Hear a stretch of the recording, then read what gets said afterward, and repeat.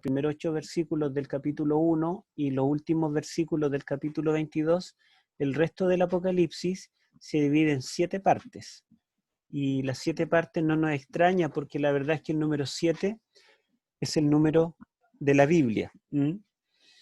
Y recordábamos que hablábamos de las 7 iglesias, hablábamos de los 7 sellos, las 7 trompetas, y luego habla de este conflicto entre el bien y el mal.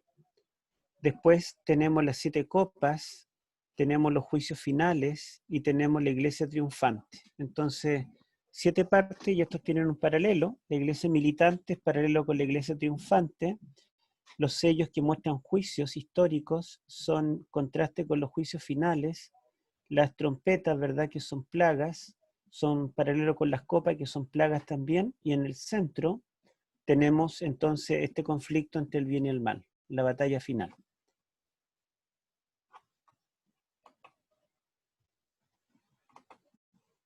Ya. Bueno, ahí estaría en el centro. Por lo tanto, el centro del Apocalipsis son los capítulos 12 al 14. Ahora, no sé si ustedes pueden notar allí que cada sección está introducido por una escena que tiene relación con el santuario. Cada una de las escenas introductorias al mensaje mismo o a la visión es una mirada al santuario desde la perspectiva terrenal o celestial. Y luego tenemos la descripción misma de la visión correspondiente. Y esta sección central, los capítulos 12 al 14, tiene primero una escena introductoria en el santuario, que es el 11 y 19, en el cual nos vamos a detener más adelante.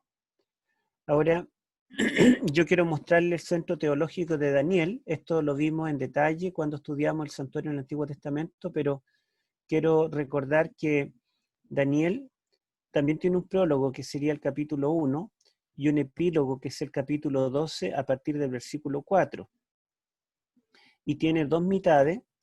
Los primeros 7 capítulos que tenemos acá están en arameo, del 2 al 7, y luego tiene una sección en hebreo, del capítulo 8 al 12, y estos capítulos en realidad forman 2 quiasmos, donde el centro de toda esta estructura pasa a ser el capítulo 7. ¿Y de qué habla el capítulo 7? Habla de los reinos terrenales representados por bestias y termina, ¿verdad?, con el reino del Hijo del Hombre. ¿Y dónde recibe el reino el Hijo del Hombre? En el santuario celestial, en el lugar santísimo, ¿verdad?, cuando entra en las nubes del cielo ante el anciano de días, que es el rey del universo, porque está en su trono, y también es el juez del universo. El juez se sentó y los libros fueron abiertos. Esta imagen de anciano, de trono y de juicio está muy vinculada porque en el Antiguo Testamento los jueces eran los ancianos que se ganaban en las entradas, en las puertas de las ciudades. Allí ellos juzgaban, pero juzgaban casos menores. Sin embargo, cuando había un conflicto muy difícil, así como ahora, ¿verdad?, hay casos que hay que llevarlo a la Corte Suprema, la Corte Suprema era el palacio del rey. O sea, los ancianos de la ciudad eran jueces locales, pero los casos muy difíciles eran llevados al rey, que hacía el papel del juez de la Corte Suprema. ¿Se acuerdan algunos casos, por ejemplo, cuando las 2 mujeres que tenían 2 bebés y uno murió y fueron a los ancianos en la puerta para solucionar el tema, pero ellos no supieron distinguir cuál de las 2 tenía razón, de cuál de las 2 era madre, ¿verdad?, era la madre de ese bebé vivo? Entonces tuvieron que llegar a la última instancia, que era, ¿verdad?, el palacio del rey. Y en ese caso estaba el rey Salomón, y él pudo dar un juicio, un veredicto muy atinado. También, ¿verdad?, tenemos el otro caso cuando Natán, el profeta Natán, le lleva un caso de 2 personas al rey David. Le dice, mira, hay un caso acá de un hombre rico que tenía muchas ovejas y un vecino pobre que tenía solo una oveja, y le cuenta el caso, y el rey no se da cuenta que él está hablando del mismo, entonces pronuncia un veredicto también contra ese hombre culpable. y después le dice Natán, ese hombre eres tú. Por lo tanto, el rey que ocupaba el trono era al mismo tiempo juez. Y al ver tronos y un anciano de días que se sienta en el trono central, esto quiere decir que da comienzo al juicio, y el juicio termina justamente cuando el Hijo del Hombre recibe el reino. Vemos que las bestias se pelean el reino, no el reino local, sino un reino mundial, porque las bestias representan imperios. El cuerno pequeño también representa un poder que, aunque localizado, pretende un dominio mundial. Pero finalmente el reino lo recibe el Hijo del Hombre y lo recibe por los siglos de los siglos. Entonces el centro del libro de Daniel es el Hijo del Hombre. Pero ahora si nosotros vemos, dijimos que, bueno, el capítulo 7 tiene un prólogo y un epílogo y tiene 7 partes, y el centro de todo el capítulo 7 justamente los versículos 13 y 14 que hablan del Hijo del Hombre recibiendo el reino. Entonces el Hijo del Hombre es centro por partida doble, es centro del capítulo y centro del libro completo. Bueno, ahí está. Ahora, el centro de Apocalipsis eran los capítulos 12 al 14, ¿lo recuerdan? Y el centro de Daniel es el capítulo 7. Si nosotros comparamos el capítulo 7 con los capítulos 12 al 14, vamos a ver que tienen mucho en común, porque Daniel 7 comienza describiendo los reinos terrenales, reinos de carácter imperial, con dominio mundial, que están representados por bestias. Y Apocalipsis 12 al 14 también representa los reinos terrenales, ¿verdad?, que pretenden un dominio mundial, también representados por bestias. Después tenemos, y también solo en Daniel 7 y solo en Apocalipsis 12 al 14, estas bestias están surgiendo, ¿verdad? En el caso de la primera del mar, igual que las bestias de Daniel, y la segunda de la tierra. Después tenemos que en Daniel 7 se resalta el papel del cuerno pequeño, que es el anticristo. Y después tenemos que dentro de las bestias del Apocalipsis se destaca en el conflicto final justamente este poder que también es el anticristo, pero está representado por esta bestia del mar que recibe una herida de muerte y resucita. Después de esto, de las 4 bestias en Daniel 7 y del cuerno pequeño, tenemos el juicio en el santuario celestial, en el lugar santísimo.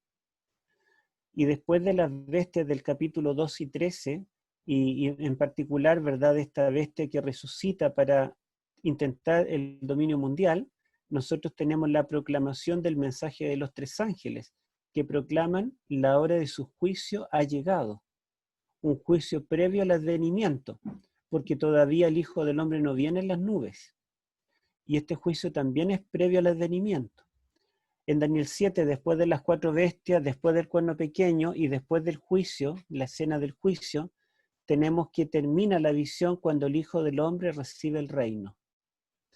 Y en Apocalipsis 12 al 14 tenemos que después del reino de las bestias, después del reino del anticristo y después de proclamar el juicio preadvenimiento, tenemos que aparece el Hijo del Hombre en las nubes del cielo con poder y gran gloria. Me gustaría que lo leyéramos en Apocalipsis capítulo 14, versículos 14 al 16. A ver si alguien puede leerlo.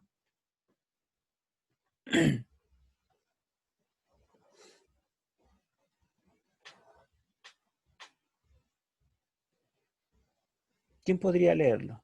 12 al 16. Capítulo 14, versículos 14 al 16.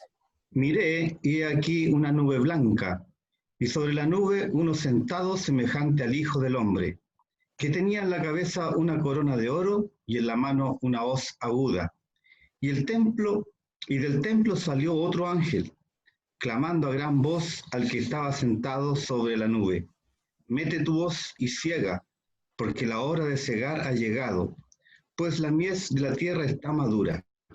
Y el que estaba sentado sobre la nube metió su hoz en la tierra, y la tierra fue cegada. Gracias. Entonces allí tenemos algo muy interesante, que como el Hijo del Hombre en las nubes del cielo, en Daniel 7, entra, cuando termina la visión, entra al santuario celestial para recibir el reino. Acá tenemos que en Apocalipsis 14, el Hijo del Hombre está saliendo del santuario celestial con una hoz aguda y con la corona. ¿Por qué sale con una corona del santuario? Porque en Daniel 7 la recibió. En Daniel 7 el Hijo del Hombre recibe el reino. Y ahora vemos que el Hijo del Hombre sale del santuario celestial, sale con una corona de oro y con una hoz aguda para cegar la mies de la tierra. Aquí en estos versículos de Apocalipsis 14 hay una explícita mención del templo en el cielo. Acá en Daniel 7 lo habíamos deducido, que ese lugar donde entra el Hijo del Hombre, donde se lleva a cabo el juicio, era el templo celestial. Pero acá en Apocalipsis, ¿verdad? No tenemos que deducir nada. Y este Hijo de Hombre viene con una hoz aguda para cegar la mies de la tierra. Y la Biblia dice en Mateo capítulo 23, en Mateo 13, donde Jesús cuenta la parábola de la siega, dice que la siega es el fin del mundo. Cuando dice acá, el ángel le dice, porque la hora de la siega ha llegado, quiere decir que esta es la segunda venida de Cristo que pone fin a este mundo. Pero lo interesante es que el juicio comenzó antes de su venida, es previo al advenimiento. Y en griego, la misma frase, porque la hora de su juicio ha llegado, se repite, porque la hora de cegar ha llegado. En castellano también, ¿verdad? Repite las mismas frases, las mismas palabras, el mismo verbo en el mismo tiempo verbal. Hay 2 horas, pero primero llegó la hora del juicio y después llegó la hora de la siega. Por lo tanto, la siega, que es la segunda venida de Cristo, el fin del mundo, es posterior al juicio. El juicio es previo al advenimiento. Lo mismo que decíamos en Daniel. Así que ustedes pueden ver que todo el Apocalipsis tiene como centro estos 3 capítulos, 12 al 14. Y todo Daniel tiene como centro el capítulo 7. Y aunque estos capítulos comienzan con bestias, dragones y animales, ¿verdad?, poderosos, con cabezas, con cuernos, que dan temor e intentan destruir y aniquilar al pueblo de Dios, finalmente vemos que Dios hace un juicio y le otorga el reino a los santos del Altísimo, y termina tanto el capítulo 7 como los capítulos 12 al 14 con una visión del Hijo del Hombre en las nubes del cielo. Y ambos están en el santuario, en el capítulo 7 de Daniel, entrando al santuario, y en el capítulo 14 de Apocalipsis, saliendo del santuario. Entonces, si esto es el centro de cada uno de los libros, significa que el santuario es central, tanto en Daniel como en Apocalipsis. Y significa que el personaje principal de Daniel y de Apocalipsis no es ni Daniel ni Juan, no es un emperador romano, no es el anticristo, no es el papado, no es una bestia, sino que el centro es el Hijo del Hombre. ¿Les parece que es el Hijo del Hombre? Amén, ¿cierto? Bueno, Amén. vamos a continuar. Yo en una oportunidad me pregunté cuál será el papiro más antiguo o el documento, el rollo, el pergamino, lo que sea, más antiguo que tenemos del Apocalipsis. Y bueno, tengo una enciclopedia con todos los papiros y busqué, y es el papiro 98, que está datado, fíjense ustedes, a finales del siglo I o a comienzos del siglo II. Finales del siglo I significa la década de los 90. O comienzo del siglo II significa 110, 115, comenzando el siglo II. ¿Y cuándo se piensa que escribió Juan el Apocalipsis según los historiadores antiguos? El año 96. O sea que este papiro obviamente es una copia, pero es una copia que quizá el mismo Juan hizo o que alguno de los discípulos de Juan lo hizo, porque es muy, muy reciente, muy cercano a Juan. Juan podría haber estado vivo cuando esta copia del Apocalipsis se escribió. Pero, interesantemente, este fragmento, yo no sé si ustedes ven o les tapa esto, este fragmento que está en griego, no contiene todo el Apocalipsis, sino solamente tiene el capítulo 1 del 13 en adelante, donde describe la visión del Hijo del Hombre entre los candeleros. O sea, lo más antiguo que tenemos del Apocalipsis es una descripción de la apariencia del Hijo del Hombre. Y yo no creo que sea casual que de todo lo que se ha descubierto de Apocalipsis, lo más antiguo, lo más cercano al original, sea esta descripción del Hijo del Hombre. Y tampoco es casualidad que el Hijo del Hombre sea el personaje central de Daniel, sea el personaje principal del Apocalipsis, y sea el personaje con el cual comienza todo el Apocalipsis. ¿Mm? Entonces el Hijo del Hombre y su papel en el santuario celestial es central para entender Daniel y Apocalipsis. ¿Mm? Bueno, vamos a limitarnos ahora a los capítulos 12 al 14 y luego vamos a ver el resto de los capítulos. Hoy queremos avanzar hasta el capítulo 18, pero no viendo un comentario de cada detalle, sino solamente lo que tiene relación con el santuario. Bueno, aquí tenemos una estructura del capítulo 12 de Apocalipsis, donde dijimos que primero hay una breve introducción donde se le muestra algún detalle del santuario celestial. Y después tenemos el desarrollo mismo de la visión, ¿verdad? Que es el conflicto entre dos poderes, el dragón y sus aliados, y Cristo o Miguel y sus aliados. Miguel no solo tiene ángeles en el cielo que pelean de su lado, sino que tiene una simiente, una descendencia terrenal que también pelea de su lado. Así como en el Antiguo Testamento había una hueste celestial de ángeles, había una hueste terrenal de los ejércitos del pueblo de Dios. Pero es interesante que toda esta sección comienza con Apocalipsis 11 y 19, y Apocalipsis 11 y 19 no solo introduce el capítulo 12, sino los capítulos 12, 13 y 14, que es la sección central. Leamos lo que dice el 11 y 19.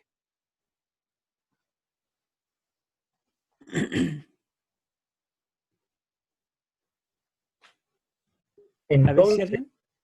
Sí, entonces fue abierto el santuario de Dios que está en el cielo, y quedó a la vista el arca de su pacto en su santuario, y hubo relámpagos, voces y truenos, y un terremoto y una fuerte granizada. Ya, entonces dice que acá fue abierto el templo de Dios en el cielo. La palabra templo acá es naos, y la verdad es que la palabra más apropiada para referirse a templo en griego sería témenos o hierón, que incluiría el templo completo. Pero la palabra naos, en el lenguaje griego, se refiere a la parte más interna de los templos griegos, donde estaba la estatua del dios patrono de ese templo.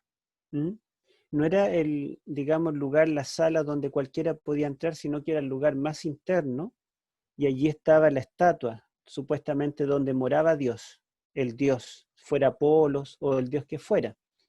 Entonces la palabra naos, los teólogos dicen que sería más apropiado traducirla como lugar santísimo. Es interesante que la palabra naos aparece varias veces en Apocalipsis, pero en el capítulo 4, cuando dice que él ve una puerta abierta y entra, no le llama naos ni usa una palabra para templo. Descubrimos que es el templo porque menciona muebles del templo, los querubines del templo y otros elementos del templo. Pero acá está hablando de una segunda apertura. Al parecer, en el capítulo 4, la apertura es a todo el templo celestial, ambos departamentos, en el momento de su inauguración, pero ahora en el capítulo 11 y 19 es la apertura solamente del naos, o sea, del lugar santísimo. La Reina Valera traduce el templo fue abierto, pero como les digo, la palabra templo, traducida allí, naos, se podría traducir como lugar santísimo. El lugar santísimo fue abierto en el cielo. Y esto queda corroborado porque dice, y se veía allí, ¿qué se veía? El arca del pacto. El arca del pacto. Y nosotros sabemos que el arca del pacto está en el lugar santísimo. Entonces Apocalipsis, ¿verdad? No, nos está diciendo que en el cielo hay un santuario y que este santuario tiene dos compartimentos. Tiene un lugar santo, ¿verdad? Y tiene también un lugar santísimo.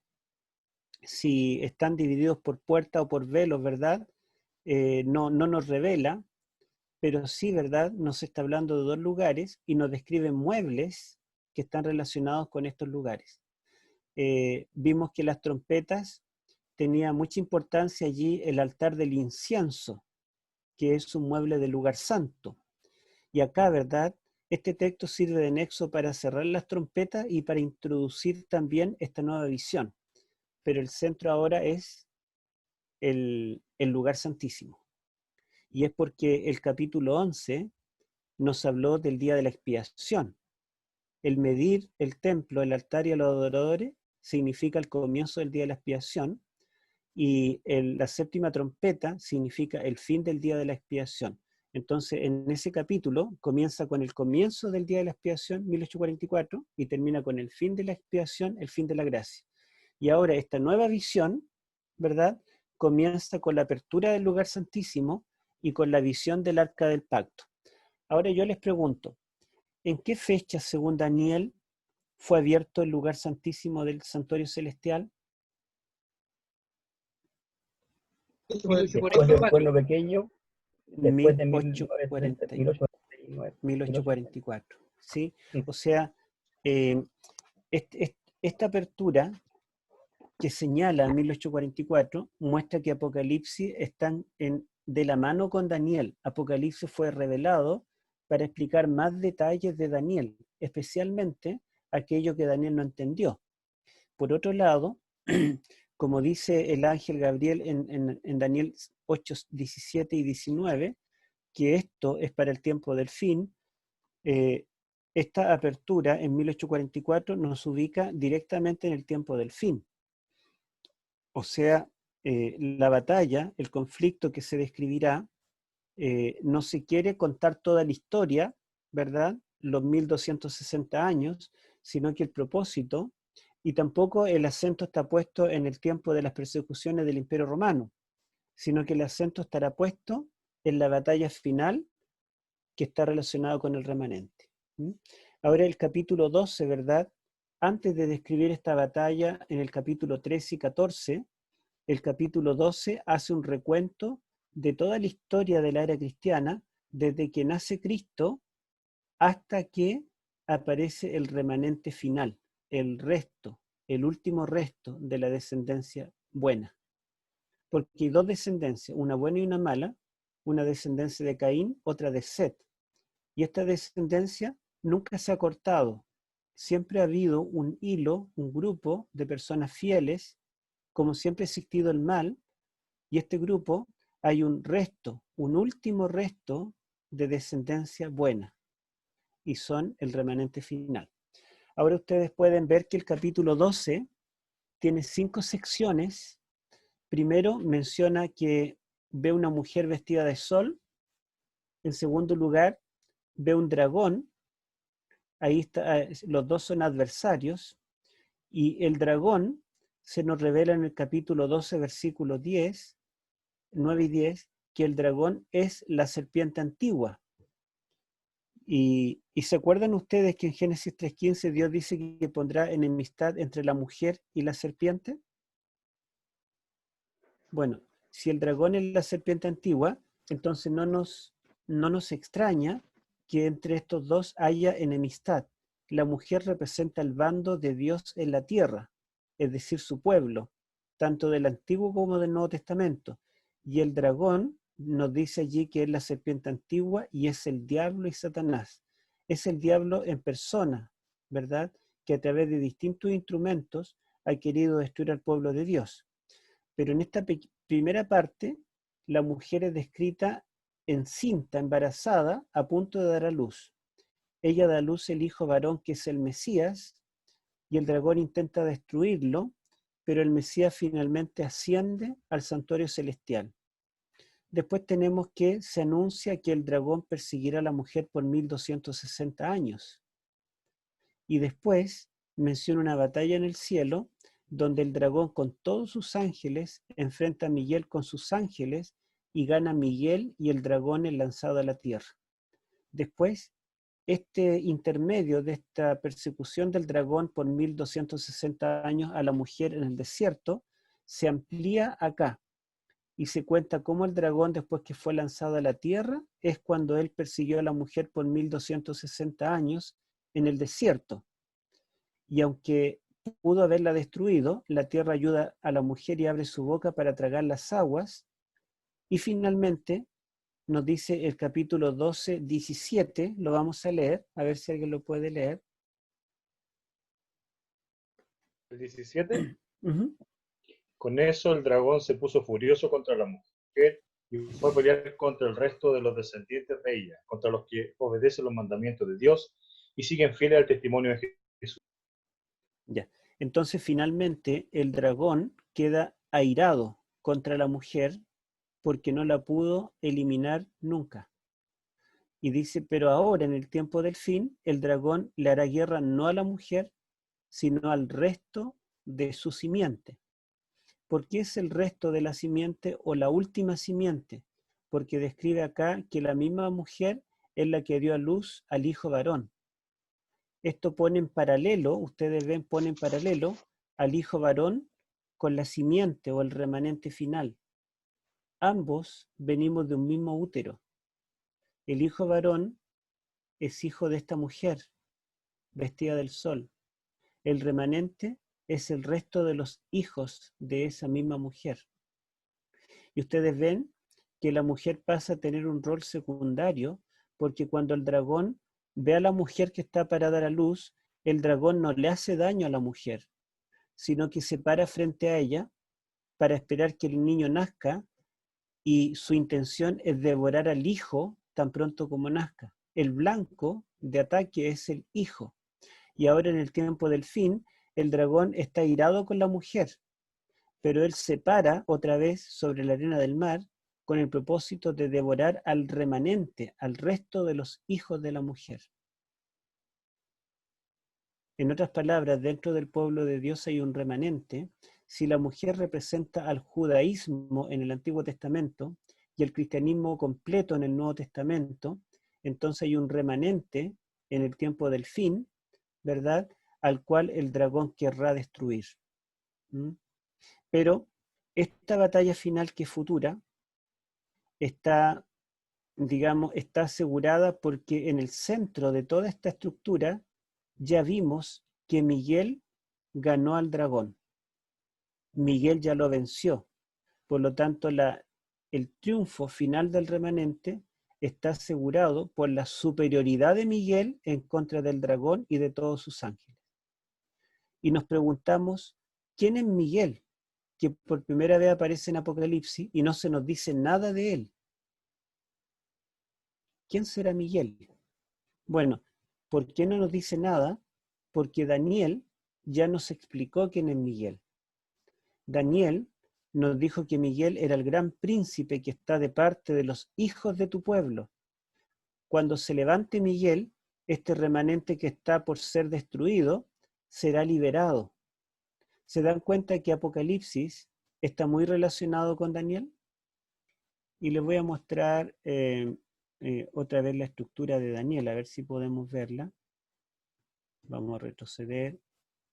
Acá tenemos Daniel. Ustedes ven que en Daniel, el capítulo 2 habla de reinos terrenales representados por los metales de la imagen, pero termina hablando del reino de Cristo, el reino eterno del Mesías representado por una piedra. Y en el capítulo 7, estas son las 3A, tenemos los reinos terrenales representados por bestia y termina con el reino del Hijo del Hombre. Y en el capítulo 11 y 12 tenemos los reinos terrenales representados como reyes del norte, del sur, pero termina hablando del reino de Miguel cuando él se levante para reinar. Por lo tanto, la piedra, el Hijo del Hombre y Miguel son el centro, o más bien son el personaje climático de cada una de estas secciones. Y si el Hijo del Hombre es el centro en el capítulo 14 de Apocalipsis, En el capítulo 12 podemos decir que es Miguel. Estos dos personajes que en las visiones, porque estas son historias predominantemente, pero las visiones de Daniel comienzan en el capítulo 7 y comienza resaltando al Hijo del Hombre y termina resaltando a Miguel. Y justamente los capítulos 12 al 14, que son centrales en Apocalipsis, comienza con la victoria de Miguel y termina con la venida del Hijo del Hombre. Vamos a avanzar. Habíamos quedado aquí. Bueno, ahora, si todo este capítulo 12 que nos anuncia esta batalla final nos deja aquí parado en el umbral del tiempo del fin y nos presenta a los contendientes, el remanente por una parte, que es el hijo de la mujer, y el hijo del dragón por otra parte, que es la bestia que sube del mar, y eso se ve desarrollado en los capítulos 13 y 14. Entonces la idea de conflicto, la idea de batalla, ¿qué tiene que ver con el 11 y 19? Todo esto nos habla de conflictos, ¿verdad? Conflicto en la tierra, conflicto en el cielo, conflicto con humanos, conflicto con ángeles. Todo el universo está en conflicto. Esto es un conflicto cósmico. ¿Y qué tiene que ver el arca con este conflicto? O con tantos conflictos. Que por el conflicto es por los mandamientos. Está en conflicto los mandamientos de Dios. Claro, Elena de White dice que el conflicto comenzó en el cielo cuando el ángel caído, ¿verdad? Él cuestionó los mandamientos de Dios. ¿Y dónde están guardados los mandamientos de Dios? En el arca. De hecho, ¿verdad? El arca del pacto, que la tenemos acá, miren. El arca del pacto. A ver, bueno, parece que todavía no. Yo le iba a mostrar esto primero, pero bueno, lo mostramos. Acá el centro es Miguel.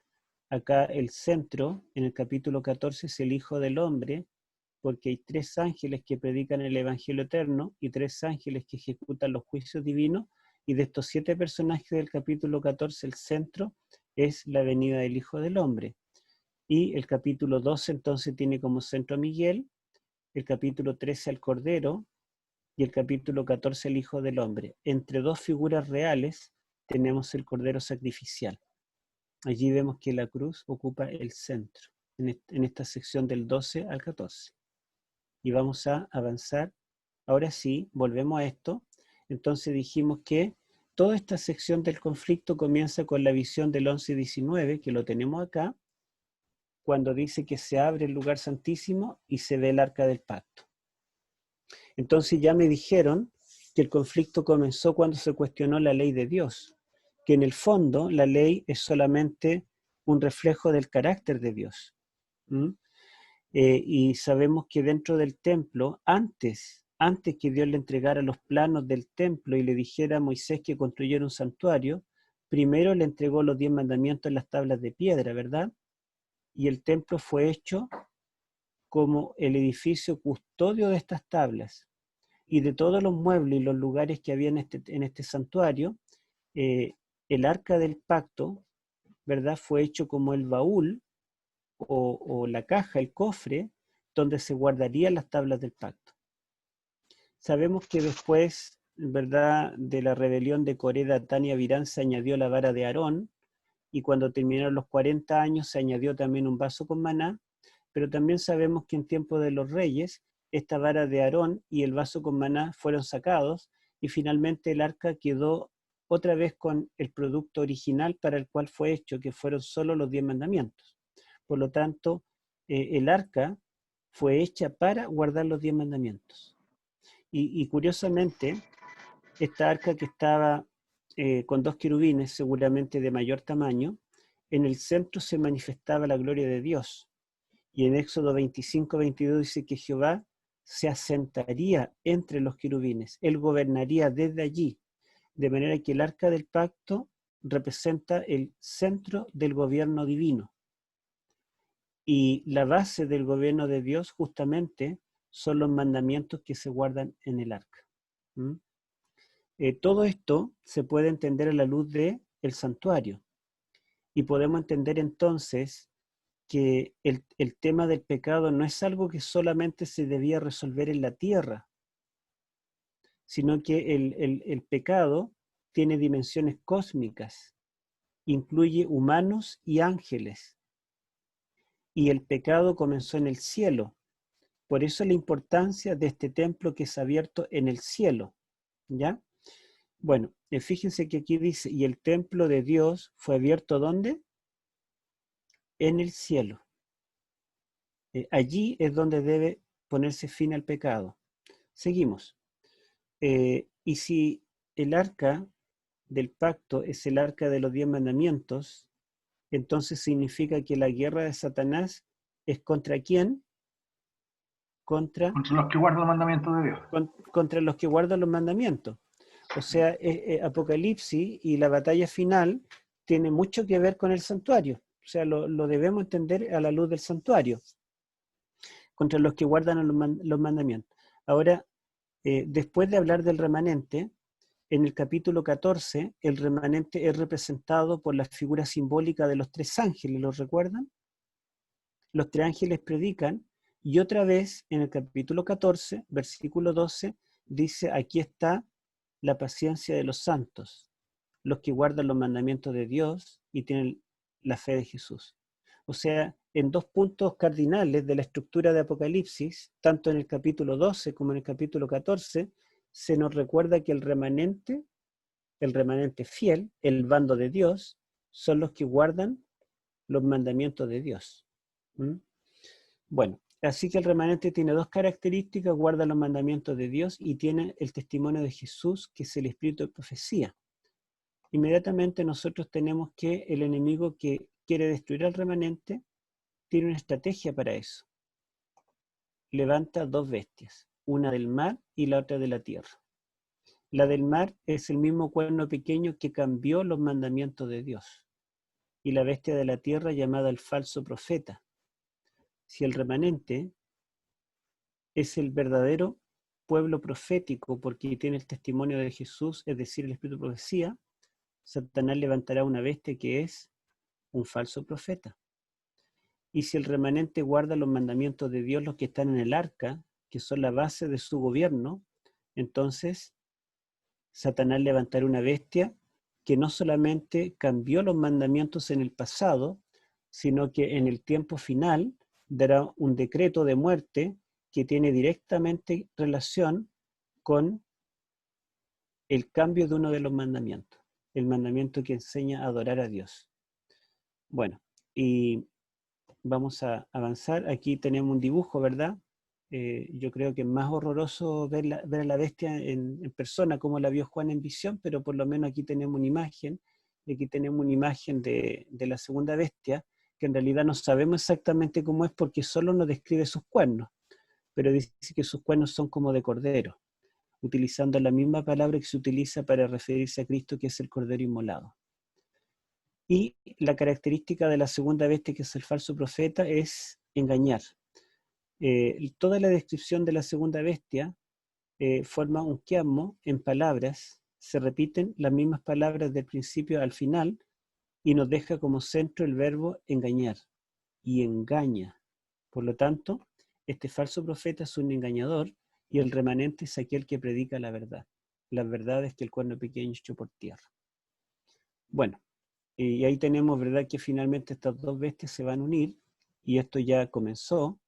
Se van a unir para derrocar al enemigo en común que le produjo la herida mortal. Fue el ateísmo que le produjo la herida mortal, y justamente ellos se unieron para echar abajo el ateísmo y así lograr un dominio mundial, y lo están casi logrando ahora en el año 2020. Bueno, y después tenemos las 7 plagas, ¿sí? No estamos comentando, como dijimos, cada capítulo, sino resaltando los aspectos o la estructura del santuario que nos ayuda a rellenar el resto, ¿verdad?, con el contenido del Apocalipsis. Las plagas del Apocalipsis son dadas en 7 copas. En Apocalipsis hay 2 palabras que se usan para copa. Una es poterion. Acá está en griego, pero acá la transliteramos para que ustedes puedan leer poterion, y significa copa. Se utiliza varias veces en el Nuevo Testamento, pero en realidad se utiliza solo en los Evangelios, Mateo, Marcos, Lucas y Juan, y en Corintios, 1 Corintios. En 1 Corintios se utiliza en relación a la Santa Cena. Acá se utiliza en los evangelios de múltiples formas, como una copa o vaso para beber agua y en distintas maneras. Una copa para embriagarse, en Apocalipsis principalmente como una copa de ira en la mano de Dios, o la copa de embriaguez de la ramera, son los usos que se le da. Pero hay otra palabra copa en griego, y fíjense, es la palabra fialé.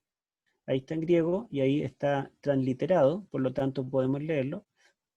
Dice fiale, pero en griego el acento se pone en la segunda vocal cuando hay un diptongo, pero se debiera pronunciar en la primera. Por eso diríamos fiale, pero diría fiale, pero es fiale. Y significa también copa. Entonces tenemos dos palabras, una es poterion y la otra es fiale. Y ustedes se pueden dar cuenta que esa palabra fiale solamente se usa en Apocalipsis y en el Nuevo Testamento. Revelation, ¿verdad?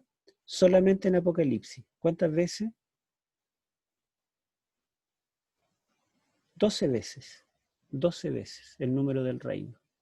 Y ustedes pueden ver que se utiliza en el capítulo 15 cuando dice que a los 7 ángeles se les dieron las 7 copas de oro llenas de la ira de Dios. Y el capítulo 16 es el capítulo que describe cada una de las 7 copas. El capítulo 17.1 dice que vio un ángel que tenía una de las 7 copas de ira. El capítulo 21, otra vez, él ve al ángel que tiene esta copa de ira. Por lo tanto, todas las veces que aparece esta palabra fialé, no tiene el uso genérico de la otra palabra griega, que es poterion, que se utiliza en varios sentidos, sino que fialé se utiliza de las 12 veces, 11 se refiere a las copas de las 7 plagas. Pero hay una que es la excepción. Busquemos Apocalipsis 5.8. Apocalipsis capítulo 5.8. ¿Quién lo podría leer? Yo leo. Ya. 5:8. Dice, y cuando hubo tomado el libro, los 4 seres vivientes y los 24 ancianos se postraron delante del Cordero. Todos tenían arpas y copas de oro llenas de incienso, que son las oraciones de los santos. Ah, está la esperanza. Ya. ¿Qué tenían los 24 ancianos y los 4 seres vivientes en sus manos? Un libro. Arpas, Arpas. y copas de Tenían oro. arpa en Y una copas mano, de ¿verdad? oro. Arpa, y también tenían una copa de oro. ¿Y Copa de oro. cómo sería copa en griego esa palabra? Poterion. Fiale. Aquí lo tenemos, miren, lo tenemos acá en la pantalla. Apocalipsis 5.8 dice fiale, fialas, Sí. ahí está en acusativo, ¿verdad? Esta palabra que está resaltada con amarillo se utiliza solamente en el Nuevo Testamento 12 veces.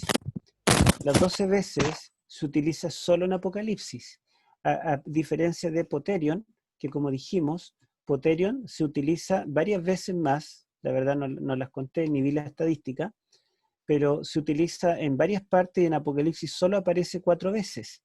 Pero nunca esta palabra poterion se utiliza para referirse a las copas de ira, a las 7 plagas. Y tampoco se utiliza en un sentido religioso, cúltico. Pero ustedes ven acá que en Apocalipsis la palabra fiale se utiliza 11 veces para hablar de las 7 copas de ira, de las 7 plagas, pero una vez, y es la primera vez. Por lo tanto, está definiendo el significado de esta palabra fialé. Son las copas que están en las manos de los 4 seres vivientes y de los 24 ancianos, y esas copas están llenas ¿de qué? De ira. De No, incienso, léalo de nuevo. de incienso. Están llenas de incienso. De incienso. ¿Y qué es el incienso? Oración. Son las oraciones de los, son la oración de los A los santos. Amén, amén. O sea, estas copas son Incienso. copas donde los 24 ancianos y los 4 seres vivientes llevan nuestras oraciones y llevan el incienso, lo que nos recuerda, ¿verdad?, el incienso del santuario. Y el vínculo con las oraciones está dado claramente en el capítulo 8, los versículos 3 al 5, donde dice que antes de que comenzara a ejecutarse los juicios de las trompetas, se debía quemar incienso sobre el altar del incienso, pero ese incienso iba con las oraciones de los santos. ¿Se dan cuenta los vínculos que estamos encontrando? Y esto puede ser entendido a la luz del santuario. Entonces las plagas, las 7 plagas finales, no podemos mirarla como algo distinto o como algo separado al resto del Apocalipsis. Ahora, fíjense ustedes lo que dice el capítulo 15, versículos 7 y 8. Leámoslo. El segundo versículo que utiliza Fiale. ¿Qué dice? Dice así: uno de los 4 seres vivientes dio a cada uno de los 7 ángeles una copa de oro llena del furor de Dios, quien vive por los siglos de los siglos. El templo se llenó del humo que procedía de la gloria y del poder de Dios, y nadie podía entrar allí hasta que se terminaran las 7 plagas de los 7 ángeles. Bueno, si ustedes recuerdan el capítulo 5, ¿cuál es el escenario del capítulo 5 donde están los 24 ancianos y los 4 seres vivientes? ¿Qué lugar es? ¿En qué lugar están ellos en el capítulo 5? En el lugar santo. El santuario, ¿no? Independiente de cuál de los dos, ¿verdad? Aunque no lo tengamos exactamente definido, podemos decir a ciencia cierta que estaban en el santuario celestial, ¿verdad? Ellos están en el santuario celestial. Ahora, ¿dónde está este traspaso de la entrega de las copas con las 7 plagas a los 7 ángeles? ¿En qué lugar? En el capítulo 15, ¿en qué lugar se le entrega las copas a estos ángeles? En Lugar el santísimo. Sabemos que es el lugar santísimo, pero me interesa, santuario. ¿verdad?, de resaltar que es en el santuario también. ¿Y quién le entrega las copas a cada uno de los 7 ángeles? ¿Quién se las entrega? Uno de los 4 seres vivientes. Uno de los 4 seres vivientes. Y justamente eran los seres vivientes y los ancianos que tenían las copas. En total tenemos 28 copas, porque hay 24 ancianos, cada uno tiene una, y 4 seres vivientes, cada uno tiene una copa. Y ahora 7 de esas 28 copas pasan a manos de estos 7 ángeles que están en el santuario celestial, en el lugar santísimo, ¿verdad? Se le entregan estas copas que primero estuvieron llenas del incienso, que son las oraciones de los santos, pero ahora han sido llenas de la ira de Dios. Por lo tanto, la intercesión que fue ofrecida en estas copas, la gracia se acaba y es reemplazada por la ira de Dios sin mezcla de piedad, que Isaías dice que es la extraña obra de Dios. Ahora, fíjense ustedes que este vínculo de las oraciones de los santos nos recuerda el clamor de los mártires también, ¿se acuerdan? Porque las copas que son, con las oraciones de los santos están en el capítulo 5, y en el capítulo 5 estos ancianos y los seres vivientes están mencionados en relación al rollo que está en la mano del Padre en el trono y el Cordero que es el único digno de tomar el rollo. De hecho, estos seres se mencionan acá porque están adorando al Cordero después que tomó el rollo. Esto significa, ¿verdad?, que el rollo con los 7 sellos está íntimamente relacionado con las oraciones del pueblo de Dios a través de la historia. Y nosotros leímos el 5.º sello, que los mártires, al pie del altar del sacrificio en el atrio, y otra vez está vinculado al santuario, ellos claman por 2 cosas. ¿Cuáles son las 2 cosas que piden ellos? A ver, ¿se acuerdan? Justicia y venganza. No juzgas y vengas. Juicio y venganza, ¿verdad? Es lo que piden. Entonces piden juicio y venganza, y luego tenemos una mención del incienso, de las oraciones y del altar en el capítulo 8 para dar comienzo a la sección de los juicios de las trompetas. Ahora tenemos el juicio de las copas desde el capítulo 16, ¿verdad? Pero antes de eso hay una mención de la entrega de estas copas por mano de un ser viviente a los 7 ángeles.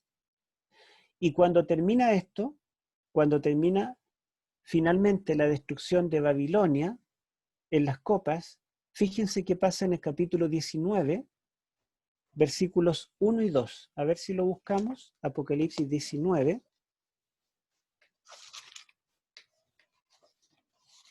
Que alguien lo lea, a ver. Leo, después de esto vi en el cielo un tremendo bullicio como el de una inmensa multitud que exclamaba, aleluya, la salvación, la gloria y el poder son de nuestro Dios, pues sus juicios son verdaderos y justos. Ha condenado a la famosa prostituta que en sus adulterios corrompía la tierra. Ha vindicado la sangre de los siervos de Dios derramada por ella. Ya. Entonces, fíjense que los mismos dos verbos utilizados en las oraciones de los santos en el quinto sello, hasta cuando nos juzgas y vengan nuestra sangre de los que mueren en la tierra, acá dice que todo el cielo, los mundos no caídos, los ángeles leales, se reunieron junto con Dios para adorarle, porque le dicen, Señor, justo eres, porque has juzgado a la gran ramera y has vengado nuestra sangre de sus manos. ¿Cuáles son las dos cosas por las cuales alaban a Dios? Porque ha juzgado a la ramera y porque ha vengado la sangre. ¿Y cuáles son las dos peticiones de los mártires? Hasta cuando nos juzgan nuestra sangre y vengas. Por lo tanto, ¿quién es el personaje que mató a los mártires de los sellos? La gran ramera. ¿Se dan cuenta? Esto nos ayuda a poder interpretar. Nuestra interpretación de los sellos queda validada por esta mención explícita de que el juicio y la venganza que pedían los mártires era contra las persecuciones realizadas por este poder llamado Babilonia, que ahora tiene pasa a ser historia, porque en el capítulo 19 solamente hay alabanzas para decir que Babilonia ya no existe, porque en los capítulos 17 y 18 fue destruida, y los capítulos 17 y 18 es una ampliación de la sexta copa, de la sexta y la séptima copa. Bueno, así que sin entrar al contenido, ¿verdad?, a la interpretación de cada plaga, ya podemos ver que las plagas finales están íntimamente vinculadas con el santuario. Primero, porque las copas en las cuales están contenidas no es la copa llamada Poterion, ¿verdad?, que es de uso bien general, sino de la copa Fialé, que tiene un uso solo en el santuario celestial, ¿verdad?, un uso religioso, donde están las oraciones. Por lo tanto, las 7 copas de la ira de Dios, que son las copas finales, las plagas finales, son la respuesta final a las oraciones de los santos de todos los tiempos. Dios va finalmente ejecutar sus juicios contra estos poderes perseguidores del pueblo de Dios. Por lo tanto, las copas no son en contra del pueblo de Dios. No es que Dios olvidó a su pueblo, sino al contrario. Es parte del plan de Dios para vindicar a su pueblo, para rescatarlo, para salvarlo. Bueno, vamos a avanzar. Luego tenemos la visión del capítulo 17 y 18, donde se dan más detalles como un zoom para referirse a la sexta copa en particular, y vemos la ramera que tiene una copa en la mano llena de embriaguez y de sus abominaciones, pero esa copa, ¿cómo será en griego? Poterion. Poterium. Claro, porque todas las otras copas en Apocalipsis son Poterion. Las Fialé son solamente las copas de los ancianos, los seres vivientes, que después se le pasan 7 de esas a los 7 ángeles. Bueno, entonces tenemos acá que la mujer dice en el capítulo 17:9 que se sienta sobre 7 montes. Y acá, ¿verdad? En el siglo I, los 7 montes eran característicos de la ciudad de Roma. Aquí tenemos un dibujo de una moneda del tiempo del emperador Vespasiano, década del 60, donde está la diosa Roma sentada sobre 7 montes, la loga con Rómulo y Remo, que fueron los fundadores de Roma. Abajo dice Roma en latín, ¿verdad? Y aquí está el río Tíber, me parece, que era un dios también. Entonces todos los símbolos que caracterizan a Roma, dentro de ellos, ¿verdad?, estarían los 7 montes sobre los cuales se sienta esta mujer, que es la diosa Roma. Pero en Apocalipsis vemos una mujer, que es la ramera, Babilonia, que se sienta sobre los 7 montes. Y acá, ¿verdad?, la bestia sobre la cual está montada es la primera, la que surgió del mar, solo que ahora está en el desierto, pero esta bestia tiene algo de cada una, porque las 7 cabezas están representando a las 4 bestias de Daniel, más las 3 bestias del Apocalipsis, ¿verdad? Y finalmente se nos dice que la gran ramera será condenada y la misma bestia se la va a comer, la va a devorar. Tanto los cuernos como la bestia, los cuernos de la bestia y la bestia, dice que van a poner fin para siempre a Babilonia. Así que se cumplirá la 6ª plaga, que dice que las aguas del Éufrates se van a secar, y las aguas sobre las cuales se sienta Babilonia son pueblos, muchedumbres, naciones y pueblos.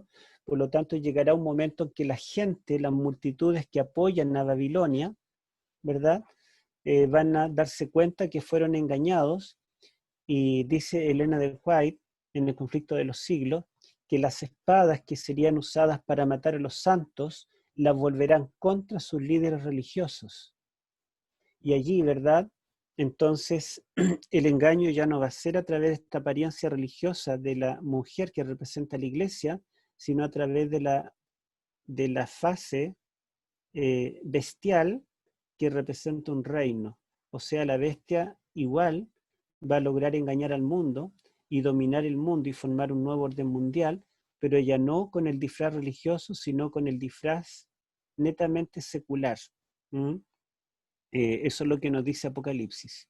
Bueno, y vemos que los capítulos 12 al 20 están unidos, ¿verdad?, de alguna forma, porque en el capítulo 12 aparece por primera vez el dragón, en el capítulo 13 aparecen las 2 bestias, en el capítulo 14 es mencionada por primera vez Babilonia, y después los capítulos 15 y 16 tenemos las 7 plagas, aquí las fialé del santuario, y luego en el capítulo 17 y 18 tenemos el fin de Babilonia, que es el último en ser mencionado.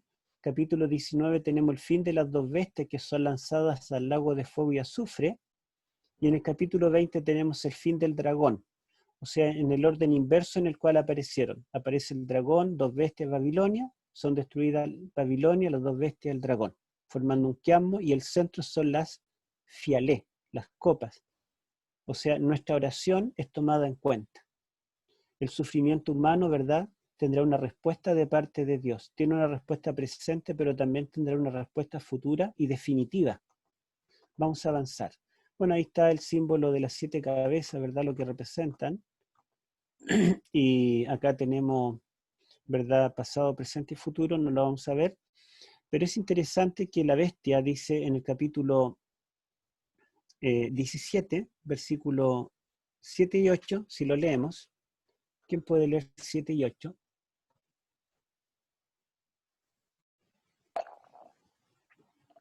Y el ángel me dijo, ¿por qué te asombras?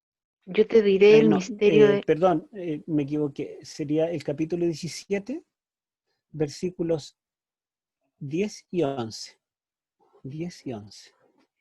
Y son 7 reyes, 5 de ellos han caído, uno es y el otro aún no ha venido. Y cuando venga es necesario que dure breve tiempo. La bestia que era y no es también el 8º, y es de entre los 7 y va a perdición. Ya. Entonces dice que la bestia era, no es, pero será el 8º. Y el 8º representa el reino del Mesías en la Biblia. Recuerdan ustedes que cuando Dios desecha el reino de Saúl y toda su descendencia, Dios escoge al octavo hijo de Isaí para dar comienzo a un nuevo reino que representa y tipifica el reino del Mesías. Todo israelita llegaba a ser parte del reino al octavo día con la circuncisión. Y cuando Dios pone fin al mundo antiguo, Dios comienza un nuevo reino a través de 8 personas que salen del arca. La palabra 8 u octavo aparece 88 veces en toda la Biblia. Y dice que la bestia será un octavo porque pretenderá formar o sustituir el reino que Cristo trae en su venida.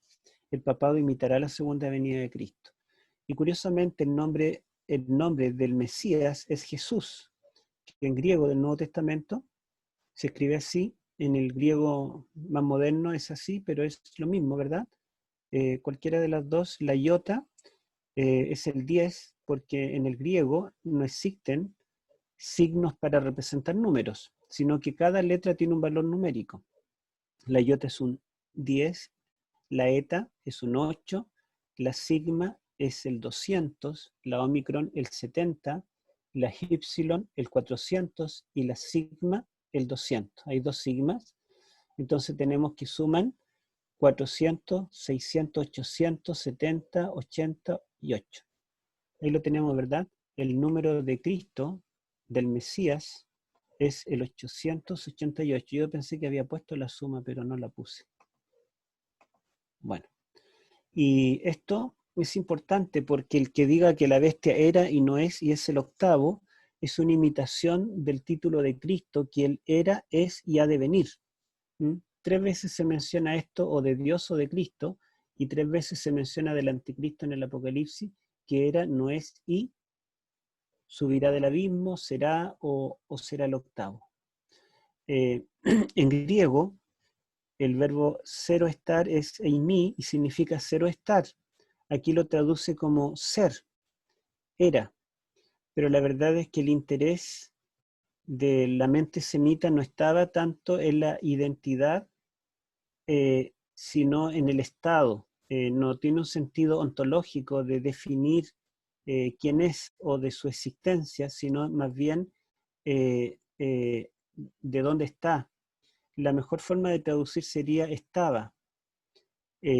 Y de allí que el nombre Yahvé o Jehová, en lugar de traducirse yo soy, se debiera traducir yo estoy.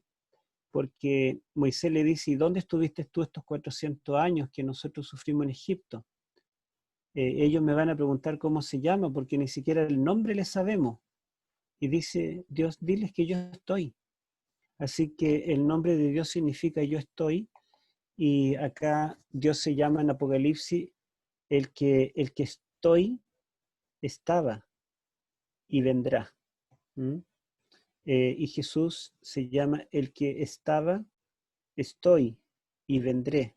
Y la bestia es el que estaba, no está, porque en el tiempo del fin está con la herida de muerte, pero será el octavo. Cristo estaba, porque siempre ha estado en el pasado con su pueblo, está. Él dijo, aquí yo estoy con vosotros todos los días y hasta el fin del mundo, en Mateo 28:20.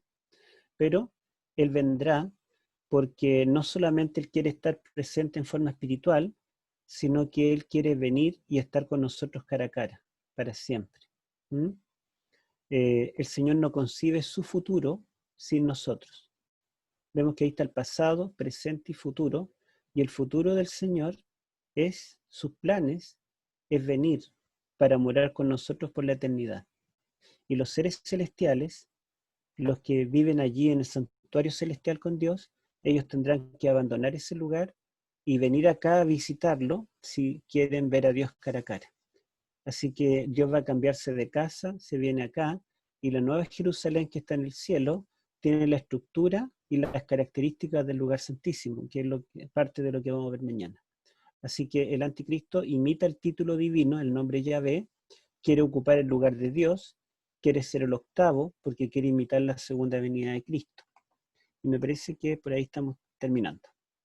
Eso sería, ustedes ven que hay el santuario, digamos, es clave para poder entender todos los capítulos del Apocalipsis. Desde el capítulo 1 hasta el capítulo 22, la verdad es que se necesita entenderlo en este marco del santuario. Y por eso es que es importante entender bien el Pentateuco, el tabernáculo del desierto, entender Reyes, Crónicas cuando hablan del templo de Salomón. Esto nos va a ayudar a entender mucho el Apocalipsis. Bueno, ahora podemos opinar, preguntar, dar ideas. Sí.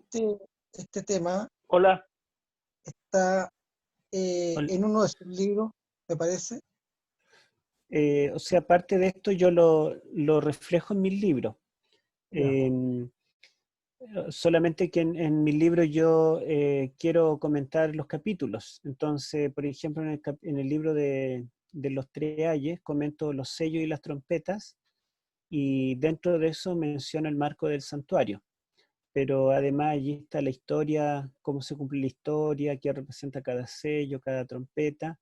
Y lo mismo en el libro de la bestia, hablo de los capítulos 12 al 17, pero voy comentando estos capítulos y qué significa cada bestia y cómo se cumple la historia. Pero está también. Gracias. Ya, hermano Rodrigo Navea, hijo. Sí, mi papá se llama Pedro. Ah, perdón, hermano Pedro, que también está ahí. Hola Héctor, buenas noches. Hola. Mira, solamente quería comentar algo que me quedó dando vuelta y que es importante que se haga creo yo, la mención de que estos ancianos y los 24 ancianos y los 4 seres vivientes que tienen las copas con las oraciones, ellos no hacen una intercesión similar a la que hace Jesucristo. O sea, para que quede claro de que la labor intercesora de Cristo es única y ellos están llevando las oraciones, pero no interceden como intercede Cristo, como a veces he escuchado algunos planteamientos que dicen que ellos también interceden similar a la intercesión de los santos. No sé si me explico. Ajá, lo otro es que quería hacer la pregunta en este sentido de que qué pasa con estas mismas copas fiales que estabas mencionando tú. Tienen incienso, ¿cierto? Entonces, ¿no será que estas copas son semejantes al artefacto que utilizaba el sacerdote con el incienso? ¿No será algo parecido? Algo parecido, claro, algo parecido, y por eso se hace la diferencia entre esta otra copa Poterion que es más común y que es como la que donde se bebe el vino y todo eso. No sé, me quedó esa duda y quería plantearlo, a ver si puede ir por ahí o no, o si tiene algo similar o si tiene que ver, no sé. Yo Gracias, veo Héctor. más bien, yo veo más bien acá en estas copas fialé.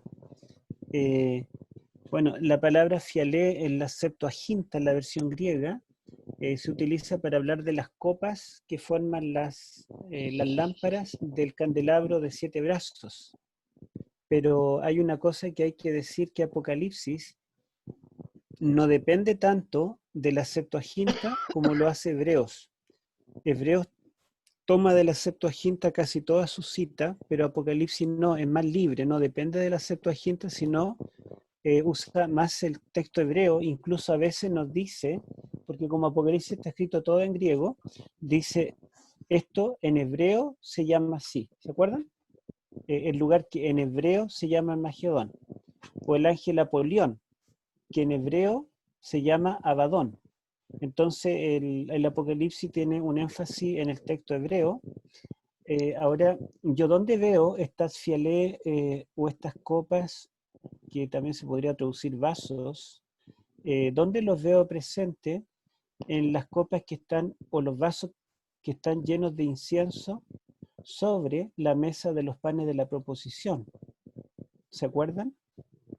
Ahora, la mesa tiene varios accesorios.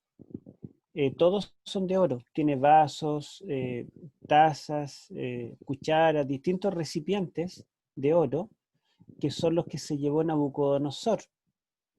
Y esos son descritos con incienso. Ahora, en el altar de sacrificio también habían distintos artefactos, garfios y accesorios, pero eran todos de bronce. Entonces, el único lugar que tenía estas copas o algo, recipientes de oro, ¿verdad?, era la mesa. Es verdad que había un incensario portátil que era una especie de cuenco, como una olla con cadenitas de oro donde lo llevaba, parecido al incensario que usan los sacerdotes en la misa, que el sumo sacerdote era portátil, lo podían llevar desde el atrio hasta el altar del incienso, pero aquí al parecer esto está representado por esos vasos con incienso que estaban en la mesa de los panes, para mí, mi opinión. Y esto tiene relevancia porque resulta que esa mesa era administrada solo el día sábado.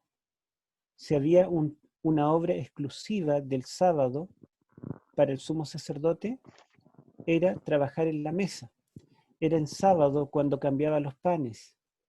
Entonces el hecho de que se mencionen los vasos del templo en Daniel, que son llevados a Babilonia, y que Babilonia cae por causa de esto, la Babilonia del Apocalipsis cae también con las fialés. Y justamente es el poder que cambió el día de reposo. Yo veo aquí un vínculo, veo un vínculo, entonces por eso pienso que se utiliza fialé y bueno, y se menciona y se vincula con el incienso, con la oración de los santos y todo lo demás. Bueno, ¿alguien más quería decir algo? Sí. Vi que alguien dijo allí en una pregunta, ¿por qué no escribo un libro del santuario? Bueno, es por el tiempo. ¿Podríamos hacer una pregunta? Espero en algún momento. Sí, pero Tiempo, alguien tiempo. había dicho a alguien antes que iba a hacer una pregunta, perdón, ¿o fue Pablo el que habló? Tengo la mano, ¿sí? Ya, Levantada. Pablo, a ver. Sí, la pregunta es la siguiente. Cuando se habla de que se reparten junto con los 4 seres vivientes y los 24 ancianos, yo tenía entendido, y tal vez esté errado, que el número no es literal, es simbólico, igual que los 144.000. Entonces estoy desconcertado en esto, y si estoy equivocado que no es literal los 24 ancianos, para que me corrija, por favor. Sí, el número lo más probable es que sea simbólico, pero si nos ponemos en los zapatos de Juan, quien en la visión está viendo 24 ancianos en 24 tronos y 4 seres vivientes, y cada uno tiene una copa, tiene un arpa, entonces es el número que él ve. Que este número pase a ser simbólico y represente una cantidad indefinida o mayor, no, digamos, no significa que él no está viendo eso. Pero Muchas me refiero veces a los 28 que usted dijo que eran en total, y ahí es donde me Claro. desconcerté, porque Copas. si hubieran sido los números, pero sí, sumar 28 sería otra cosa. Claro, yo mencioné 28 por el hecho de que hay 24 ancianos con cada uno con una copa, y hay 4 seres vivientes, entonces son 28 copas, las que Juan está viendo en la visión, ¿verdad? Pero no significa que eso sea literal, Muy o bien. que los números sean literales. Muy bien, estoy más claro entonces. Ya. Sí, bueno, alguien vi que preguntó también que yo dije que el papado va a imitar la segunda venida de Cristo en el tiempo de las plagas, y que Elena de White dice que será Satanás, pero Elena de White dice que eso será después. Primero el papado va a imitar la segunda venida de Cristo, en realidad cuando recobre su poder completo desde ese momento, antes de que destruya la ramera. La verdad es que yo lo dije tal vez al revés, pero primero el orden cronológico es el siguiente. El papado que está con la herida de muerte va a resucitar, ¿verdad? Va a recobrar su poder completamente de la herida mortal. Y no fue Benito Mussolini, el presidente de Italia, el que le devuelve el poder, sino que es Estados Unidos, la segunda bestia, la que le devuelve el poder. Entonces, cuando recobre el poder, el reino que va a instituir el papado todavía con la ayuda de la Iglesia Católica, va a ser un reino que imitará la segunda venida de Cristo. ¿Sí? Tendrá un carácter religioso. Pero eso será poco antes de que acabe la gracia. Una vez que acabe la gracia, ¿verdad? Pasan 6 plagas y en la sexta, digamos, esa cara religiosa del papado va a venirse abajo y la bestia misma va a tener que destruir a la ramera. Entonces no le va a quedar al diablo, digamos, la opción de usar la religión y los poderes terrenales religiosos para engañar. Por lo tanto, de la boca del dragón, de la bestia y del falso profeta salen espíritus de demonios. Y ellos van a los reyes de la tierra y los convencen. Y Elena de White interpreta que es en ese momento cuando Satanás imitará la segunda venida de Cristo, apareciéndose en distintos lugares, ¿verdad? Hablando en forma hermosa, repitiendo palabras de Cristo, haciendo milagros, y va a hacer que la gente que ya se había dado cuenta que había sido engañada por estos agentes terrenales del diablo, ahora Satanás en forma directa va a tener que él engañar, apareciéndose. Y otra vez, ¿verdad? Cuando eso los prepara para la batalla final de Armagedón. Entonces cuando viene Cristo en las nubes, la gente no va a decir fuimos engañados, sino que la gente va a creer y los ejércitos de la tierra van a unirse al papado, pero ahora como poder secular, y con el papado y el falso profeta, para pelear contra el que viene en las nubes del cielo. ¿Mm? Bueno, eso es más o menos el panorama. Hay varias preguntas. Yo les sugiero que levanten la mano porque no le alcanzo a leer todas. ¿No? ¿Sí? Pastor. Rafael Gramón tiene una pregunta. Levantó la mano hace rato. Rafael Gramón. Sí. Hola con todos. Hola, pastor. Hola. Soy de Brasil, pero estoy en República Dominicana. Un saludo a todos. Pastor. Bienvenido. Muito obrigado.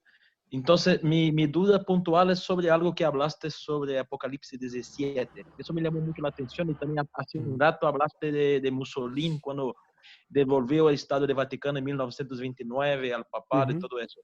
Entonces, ahí me confundí un poco porque quizás lo de Apocalipsis 17:11 es un mensaje dentro del otro mensaje, porque hay dos teorías, una que muchos no concordan, que los 8 reyes son 8 papas desde 1929, y también la teoría de que son reinos, los reinos de Daniel, de Daniel 2, todo eso son ahí representados por esos reyes de Apocalipsis 17.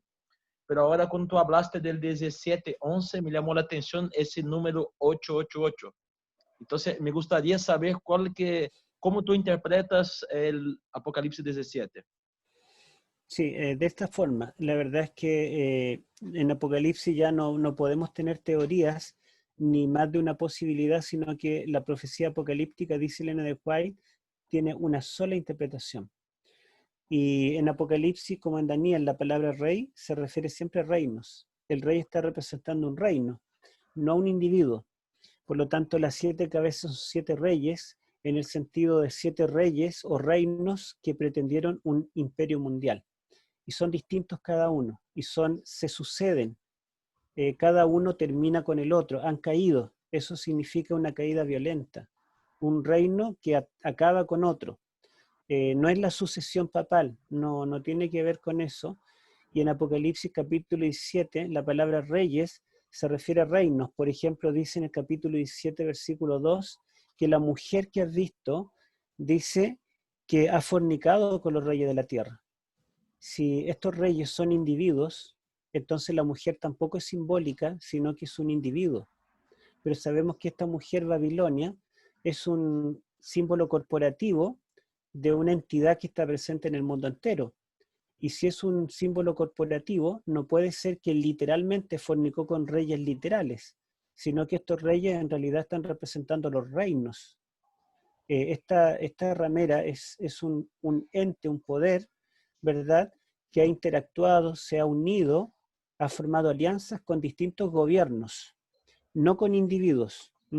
Y lo mismo, las 7 cabezas, 7 reyes, en ese mismo sentido, corporativo.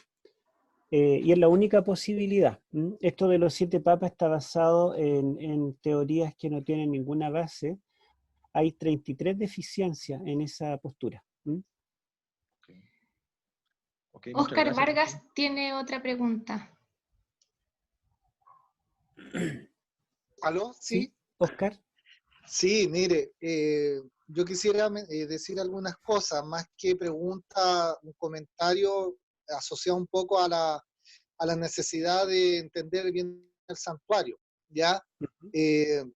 Años en la iglesia, la otra vez lo comenté de la misma forma, pero si sabíamos tanto esto de que el santuario es como la clave para entender las profecías, ¿por qué no se ha dado la instancia que el mismo sistema de la guía de estudio de la escuela sabática haya llevado la misma estructura? Es decir, haber hecho un trimestre santuario, después Daniel y después Apocalipsis, como para entender bien todo este sistema. Lamentablemente uno al leer el libro Apocalipsis 1.1, donde dice la revelación de Jesucristo, y darnos cuenta que la revelación se hizo más confusa porque nadie la entendía. Entonces era muy necesario entender el santuario de partida. Entonces por eso yo resumo esto en agradecer la pedagogía y la didáctica de poder hacer esta relación que era obviamente sabida de mucho tiempo, pero de los años que llevo en la iglesia nunca había tenido la oportunidad de poder escuchar en forma así secuencial el proceso para lograr entender las profecías. Así que le quiero agradecer, hermano, de verdad, porque para mí es muy emocionante, de verdad. Yo comencé entendiendo Apocalipsis, hermano, con el libro de Hans Larondel, que es un libro ya descontinuado, Las profecías del fin, donde él puntualiza y dice, para entender el libro hay que entender la estructura del Apocalipsis, la estructura literaria. Y después mi afluente era Jacques Ducan, y ahí como que fui armando más, pero cuando lo escuché a usted hace tiempo atrás me di cuenta que tenía una línea muy didáctica y eso me gustó. Creo que le da más facilidad a la hermandad, a los que somos laicos, quizás algunos teólogos aficionados, pero agradecer por eso, hermano. Dios le bendiga. Gracias. Bueno, ustedes ven que de distintas fuentes Dios nos está comunicando luz, de la escuela sabática, de los libros publicados, simposios, distintas actividades, ¿verdad?, que podemos ir aprendiendo. Pero es bueno tomar todos los elementos y unirlos de vez en cuando y dar esta mirada macrocósmica, esta mirada macro, ¿verdad? Y después rellenar los detalles. Bueno, Yumis Genao tiene otra pregunta. Ya. Sí, pastor, tengo una consulta. ¿Cuál es el último registro bíblico que se tiene del santuario terrenal? Y aparte, ¿cuál es el último registro histórico que se tiene de este santuario? ¿Del terrenal? Sí, del terrenal. Ya. Bueno, registro bíblico, el último que se refiere al santuario terrenal, el último santuario terrenal fue el de tiempos de Cristo, que fue destruido el año 70. Es mencionado en los evangelios, es mencionado en el libro de los Hechos de los Apóstoles también. Quizá por ahí esté el último registro. Me parece que no hay ningún registro en Apocalipsis que se refiera al santuario terrenal de los tiempos del primer siglo, porque Apocalipsis fue escrito 3 décadas después que el templo ya no existía. Y siempre que se refiere al templo, se refiere al templo celestial. Entonces, al parecer, estaría entre los evangelios y la epístola de los hebreos también, que menciona el santuario terrenal, ¿verdad? Lo menciona en un par de oportunidades. Y el registro histórico, los judíos siempre han hablado del santuario a través de la historia, pero el último registro, mientras estuvo en pie, estuvo funcionando. Me imagino que debe haber sido por el siglo I, el que escribió mucho del tema del santuario en el momento en que el santuario estaba siendo, el templo destruido, fue Flavio Josefo, que era un historiador judío, un fariseo, que era revolucionario contra Roma, odiaba Roma, y él fue uno de los que atizó a la gente a pelear contra Roma, pero cuando Roma ganó, estaba ganando y lo capturaron, él se dio vuelta y se unió al bando de Roma y dijo que el general que destruyó el templo era el Mesías. Y bueno, y él registra con todos los detalles cómo el templo judío fue destruido paulatinamente y no quedó nada. En cierta forma, los judíos en ese tiempo, cuando vieron que su templo se les venía abajo, ellos pensaban que era necesario para que se cumpliera la profecía de Ezequiel 40 al 48, donde dice que Dios le muestra en visión a Ezequiel que va a ser construido un nuevo templo. ¿Se acuerdan? Un templo mucho más glorioso, más hermoso. Entonces ellos dicen, bueno, tal vez Dios está dejando que se destruya su templo para que ahora venga el templo definitivo de Ezequiel. Pero la verdad es que el templo que menciona Ezequiel es el templo que se describe en Apocalipsis, ¿verdad? Es el templo celestial. Eso podría decir sin ser exhaustivo, porque habría que revisar todos los escritores que en el primer siglo escribieron del templo para poder decir cuál fue el último que escribió. Pero si no es el último, es uno de los últimos que escribe Flavio Josefo en los mismos tiempos cuando estaba siendo destruido. ¿Alguien más había levantado la mano? Sergio Aravena. Ya. Sergio Aravena. Tal vez. Pedro Navea. Sí, pastor, quería hacer la siguiente consulta. ¿Las 7 plagas son plagas que son universales, o son parciales, o son todas universales o parciales? Hola, buenas noches. Bueno, buenas noches. Sergio, un segundo, vamos a responder al hermano Pedro y te escuchamos, ¿sí? Las plagas van a afectar al mundo entero. Todo ser humano va a ser afectado por alguna plaga, pero no van a ser, no es que todas las plagas van a afectarle a todas las personas, sino que las plagas van a afectar una gran cantidad de población, pero algunos no van a ser afectados por alguna plaga particular, pero sí por otras. ¿Sí? Ya, esa es la respuesta. Ya, Ya, gracias. ahora sí, Sergio. Sergio Aravena. Aquí el pastor la separó en 4 plagas. Bueno, mientras Sergio retoma el Vicky audio. tiene una pregunta. Ya. Vicky, ¿Ahora sí? ¿aparece como Vicky?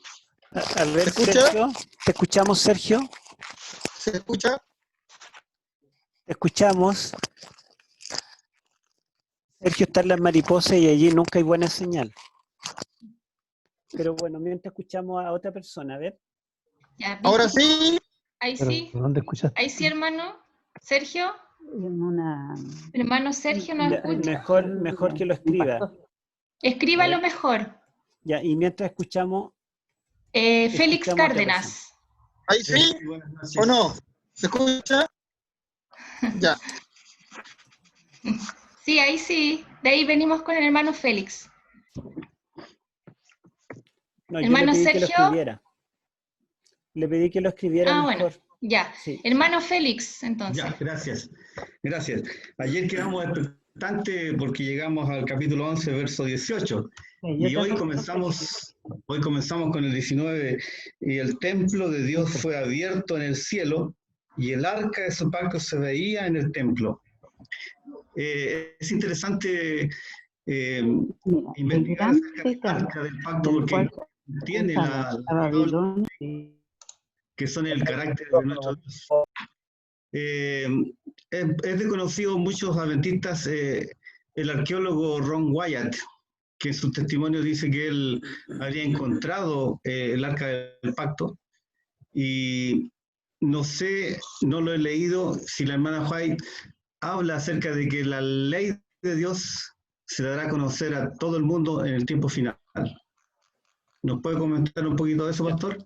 Bueno, Ronald Wyatt no fue arqueólogo, él falleció, era un hermano que se dedicó, pero aficionadamente a la arqueología. Y era enfermero, Héctor. Era enfermero, gracias. Él entonces dijo, bueno, estoy cansado de que los arqueólogos no encuentren nada, yo voy a irme a la Tierra Santa y voy a encontrar la tumba de Jesús, el lugar donde nació, el lugar de la crucifixión, voy a encontrar todo, el arca del pacto, el arca de Noé, y bueno, se fue y encontró todo. Entonces, el problema de él es que, por ejemplo, en relación al arca del pacto que él dice que encontró, él dice que él entró al lugar, a una cueva donde estaba el arca del pacto, pero grabó allí y cuando le pidieron que mostrara el video, no había nada, era un video en blanco. Entonces dijo, el ángel tiene que haber borrado el video.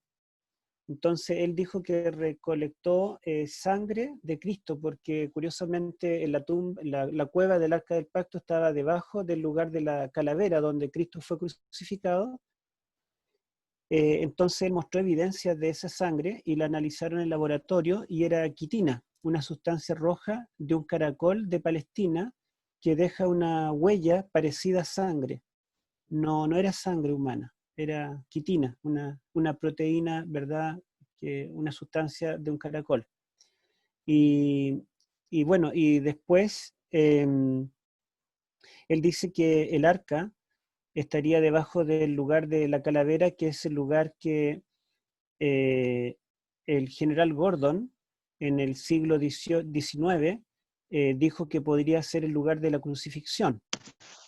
Pero hoy en día los mismos evangélicos reconocen que ese no es el lugar de la crucifixión, y Elena de White, en El deseo de toda la gente y en El conflicto de los siglos, dice que el lugar donde Cristo fue crucificado estaba hacia el lado este de Jerusalén, pero curiosamente el lugar de Gordon está hacia el lado noroeste. Entonces no coincide con lo que también dice Elena de White en 2 de sus libros respecto al lugar de la calavera. Así que no aceptamos el testimonio de él. No sé si él lo hizo con buenas o malas intenciones, pero más allá de juzgarlo, lo importante es ver que el hecho no tiene solidez, no tiene Héctor, base. Uh-huh. Había un artículo de un arqueólogo de Andrews. Yo estuve investigando el mismo tema de Ron Wyatt y hay un artículo de un arqueólogo de la Universidad de Andrews que desacredita. Me parece que es Rodrigo Silva, ¿o no? Me parece, no me recuerdo bien quién es el autor, es un artículo que está en inglés en el sitio web de Andrews y él mismo desacreditó los hallazgos, supuestos hallazgos arqueológicos que había hecho este hermano. Bueno, cuando yo hice la maestría en Argentina, tomé todas las materias arqueológicas que le daban a los alumnos de doctorado. Tomé las materias arqueológicas de doctorado en Antiguo Testamento y tomé las materias arqueológicas de doctorado en Nuevo Testamento. Así que tuve clase con arqueólogos de Andrews, con arqueólogos norteamericanos y arqueólogos alemanes, y la verdad es que la arqueología es mucho más rica y tiene evidencias impactantes, pero no son así como cosas que parecen tanto coincidencia y que solamente yo las vi, que no puedo demostrar nada. Cuando se descubre algo, la verdad es que puede ser visible para todos. Y generalmente aparece en algún momento histórico importante. Ha sido como coincidencia que todos los descubrimientos arqueológicos han sido descubiertos en el momento más preciso.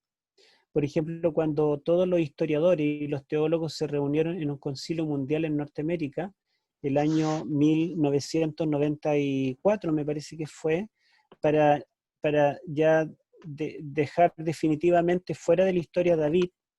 David no existió. En ese mismo día, 91, gracias, una arqueóloga israelita llamada Gila Cook descubrió la piedra, una piedra, se llama la Estela de Dan, donde está escrito que David fue rey en Israel y que él fundó la dinastía de los reyes que vinieron después de David. Y está escrito en idioma cananeo, sin vocales, preexílico, por un rey cananeo, justamente que no tiene ningún interés en hacer un favor a los judíos que eran sus enemigos, pero él describe allí la casa de David. Entonces, y cada descubrimiento ha sido hecho casualmente en un momento oportuno y ha servido de testimonio para todos y evidencias visibles y palpables. Entonces, que haya un descubrimiento tan importante y que no lo podamos mostrar, no sirve mucho como testimonio. Bueno. Sergio Aravena pregunta, quiero saber si la guerra en el cielo fue antes de la creación o después de la cruz. He leído las dos posturas. Bueno, han habido varias guerras, o varias batallas. La batalla descrita allí es la batalla de la cruz, ¿sí? Que así lo explica Juan por lo menos después en el Evangelio, en el capítulo 12 del Evangelio de Juan, versículos 29 al 33. Pero el lenguaje que utiliza Apocalipsis, a pesar de cronológicamente ubicarlo en el momento de la cruz, utiliza un lenguaje que alude al Génesis.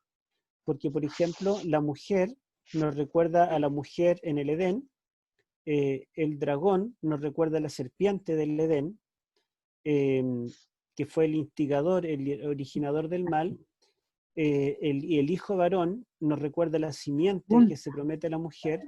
Entonces hay un lenguaje que alude al origen mismo del conflicto, a pesar de que esa batalla históricamente se está refiriendo a la batalla de la cruz, está aludiendo también a una batalla anterior.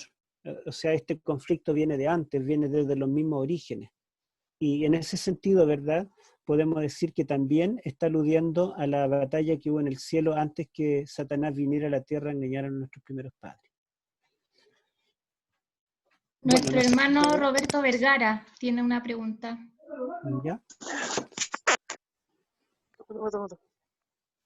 Hermano Roberto. ¿Estamos, Roberto? Hermano Roberto. Roberto y la Prisi. El Roberto Vergara. Ya, ahí sí, perdón, ahí sí. Yo quería hacer una pregunta. ¿La mesa de los panes en el Apocalipsis aparece en alguna parte? No aparece, la palabra mesa no aparece, pero sí está la alusión a la mesa en las mismas copas, ¿verdad?, de oro con incienso, que nos recuerdan la mesa que tenía vasos con incienso. En realidad, el traducir copa o vaso, estas mismas palabras se pueden utilizar para ambas formas de traducción. Y también está aludida, ¿verdad?, allí en el capítulo 7, cuando dice que ve a los 4 ángeles en los 4 ángulos de la tierra. Esto es significativo porque cuando se habla de 4 ángulos, ¿verdad?, se está hablando de una superficie plana que tiene 4 esquinas y nos recuerda la mesa, porque dice que en ese escenario estaban los 144.000 que eran de las 12 tribus de los hijos de Israel. Y nosotros recordamos que en la mesa estaban los 12 panes que representan a las 12 tribus de Israel. Así que la mención en el capítulo 7 de los 12 tribus de Israel y la mención de las 4 esquinas está, digamos, aludiendo a la forma de la mesa, que tenía 4 esquinas en una superficie y tenía los 12 tribus de Israel representadas a través de los panes. Entonces la mesa no está mencionada explícitamente, pero sí está evocada, ¿verdad?, en más de una parte en el Apocalipsis. Muchas gracias, hermano. La hermana Verónica tiene una pregunta. ¿Sí me escucha? Sí. Sí. Es que sabe que yo tengo una pregunta de hacer sobre el nuevo orden mundial. Se dicen tantas cosas, hay tantas especulaciones y hay muchos videos sobre esto, de que se habla sobre, hay unos tipos que dicen ser de amigos, por llamarlo de una forma, de Donald Trump, de Estados Unidos, y que hablan mal sobre el papado. Dicen que el papado es el que va a ser el 14 de mayo, incluso había una reunión de líderes, y ellos están en contra de eso, de los líderes de la reunión. Se iban a reunir ellos, los líderes mundiales, el 14 de mayo, pero no lo hicieron, pero lo harán en octubre. Pero ellos dicen que están en contra de lo que se va a hacer, según ellos, porque ellos están en contra del papado, pero sí a favor de Estados Unidos. Entonces ahí yo tengo digamos, estoy como confundida de cómo es realmente, si usted sabe algo. Ya, bueno, y la verdad es que no sé mucho y no he tenido tiempo de ver noticias o lo que está sucediendo en realidad ahora, pero la mejor guía es la revelación, el Apocalipsis, ¿verdad? O Daniel, porque muchas veces lo que suben a los videos de YouTube son interpretaciones y dependen de la óptica con que cada uno mire. Si es un norteamericano va a tener un patriotismo propio de Norteamérica, ¿verdad? Si es un europeo lo va a mirar desde otra perspectiva. Y por otro lado también hay muchas teorías conspirativas que no tienen un gran fundamento y a veces las teorías conspirativas están basadas en lo que nos muestran las noticias, pero también las noticias son seleccionadas por los grandes poderes del mundo y que nos muestran lo que nosotros debemos ver y lo que debemos creer. Entonces, en el fondo yo no lo veo como algo plenamente confiable. Podemos escucharlo, verlo, como dice Pablo, escucharlo todo, retener lo bueno. Sin embargo, para confiar y guiarnos, debemos guiarnos por un escrito está. Es lo más seguro. La hermana Ok, Paulina, gracias, hermana. perdón, Paula tiene una pregunta. Hermana Paula Troncoso dice, si los 10 mandamientos son universales, ¿por qué Jesús dijo que el sábado fue hecho por o para el hombre, considerando que los ángeles no pueden cometer adulterio? Ya, bueno, la verdad es que Jesús no dice que los 10 mandamientos fueron hechos para el hombre, sino que dice que el sábado fue hecho por causa del hombre. Se refiere al sábado en forma particular. Ahora, los 10 mandamientos en realidad son universales y eternos porque en realidad son principios. Los 10 mandamientos son principios que están dados para el pueblo de Israel en un lenguaje para ellos entendible. Por ejemplo, cuando dice, porque yo te saqué de la esclavitud de Egipto, nosotros podríamos no identificarnos con esos mandamientos, porque nunca estuvimos en Egipto. Sin embargo, todos estuvimos en esclavitud, hemos estado en esclavitud del pecado y podemos identificarnos en esa forma. Ahora, los mandamientos son principios y eso es lo universal. Por ejemplo, el mandamiento del adulterio tiene que ver con la fidelidad. Y aunque los ángeles no se casan ni se dan en casamiento, ellos sí pueden mostrar su lealtad o fidelidad, en este caso a Dios. Y de hecho, nosotros vemos en el libro de Oseas que la fidelidad o infidelidad de Israel hacia Dios es representada por la fidelidad matrimonial de Oseas y su esposa. Entonces, los principios pueden estar. El mandamiento no matarás antes de que hubiera pecado, en realidad es como raro prohibir matar si no existe la muerte, o existe potencialmente, pero no de hecho. Sin embargo, el principio es el principio de la vida. Entonces, vemos que hay principios detrás de los mandamientos que están expresados en un lenguaje que se pueda entender en la época en que fueron dados, pero los principios son eternos.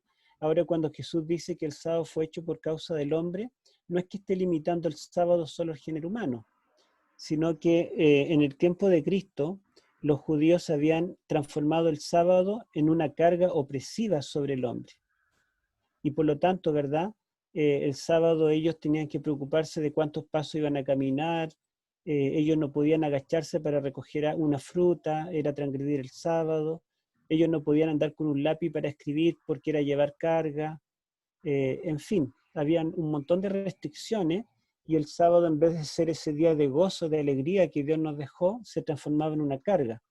Y en ese contexto Jesús dice que el sábado fue hecho por causa del hombre y no el hombre por causa del sábado. O sea, no es que el hombre fue creado como siervo del sábado, sino que el sábado fue creado como un regalo para el hombre. Pero hay detalles en Génesis principalmente que dan a entender que el sábado no solamente tiene que ver con el hombre, sino que tiene que ver con el universo, con toda la creación. Porque dice que en ese día Dios acabó toda la obra que había hecho en la creación.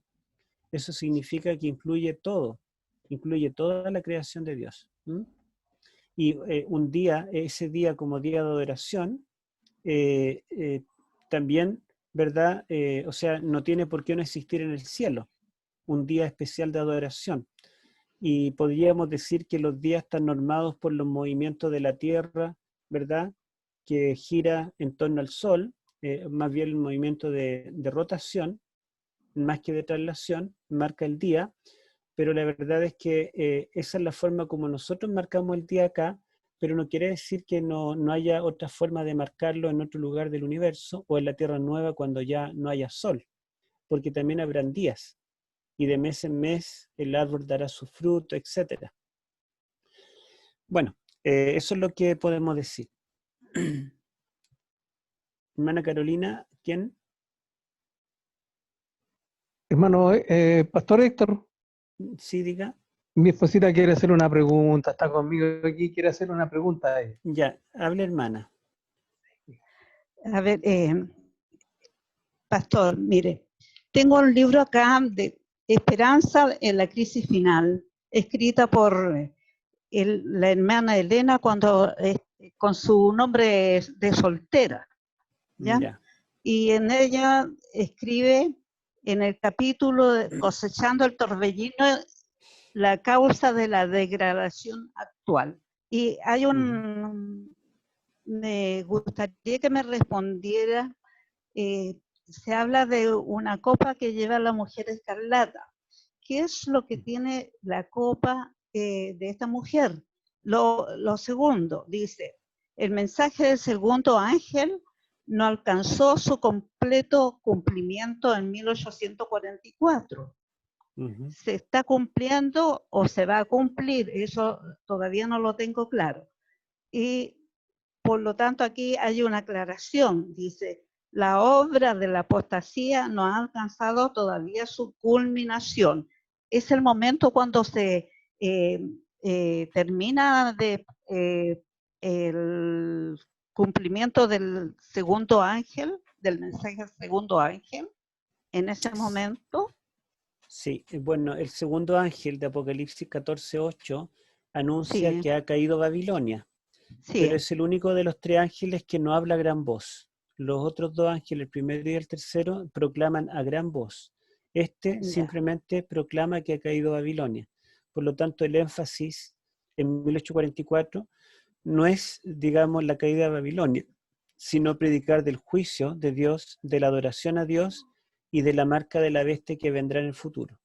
Ahora, en Apocalipsis 18 aparece un ángel que proclama con voz potente y proclama que ha caído Babilonia y que ya es su caída definitiva, se ha hecho guarida de todos fieras, espíritu inmundo, y que ya no tiene remedio, y la única alternativa para salvarse es salir de ella, pueblo mío, porque si no, seremos partícipes de su pecado y recibiremos sus plagas.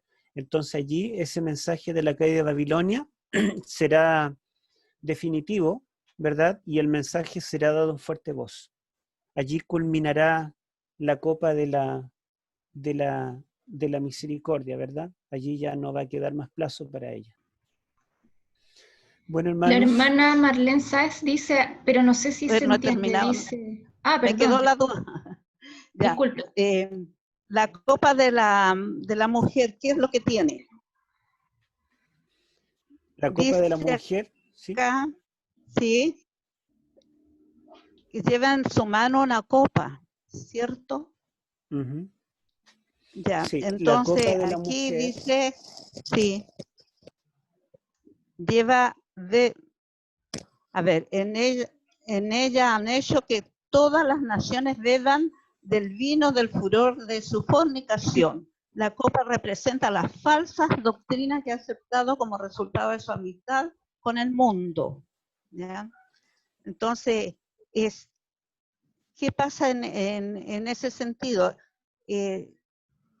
La influencia corruptora sobre el mundo está enseñando esta mujer una doctrina opuesta a la Biblia. Sí, esa es la pregunta. Esa copa representa las falsas doctrinas que han nacido de la unión de la iglesia cristiana de los siglos III-IV con el Imperio Romano pagano. Entre ellas estaría la adoración a los santos, la veneración de imágenes, el cambio del sábado para el domingo, la doctrina de la inmortalidad del alma, y todas las doctrinas Ya. que nosotros vemos que rebajan a Cristo y que son distorsionadas y no concuerdan con la Escritura.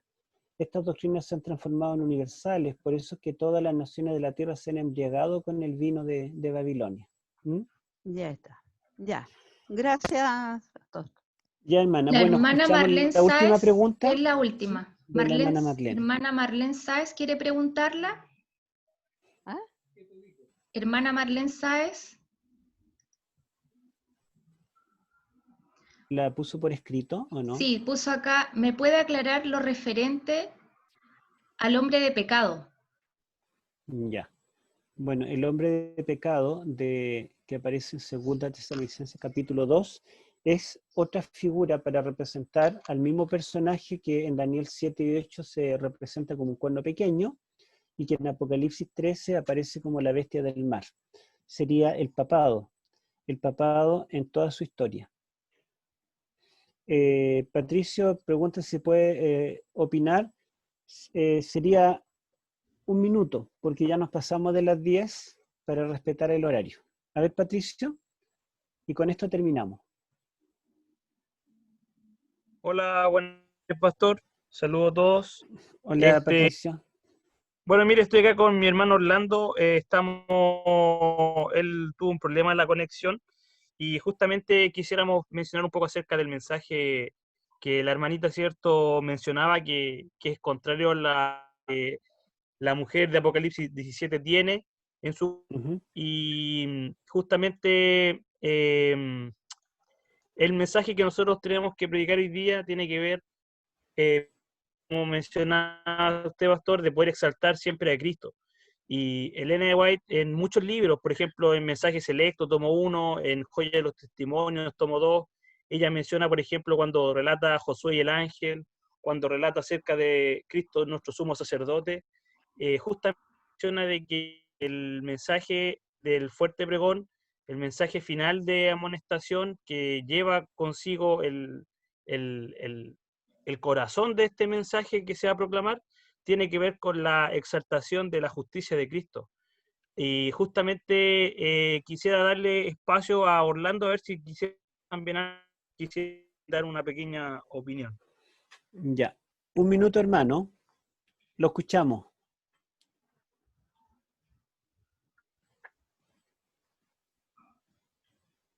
Hermano Orlando.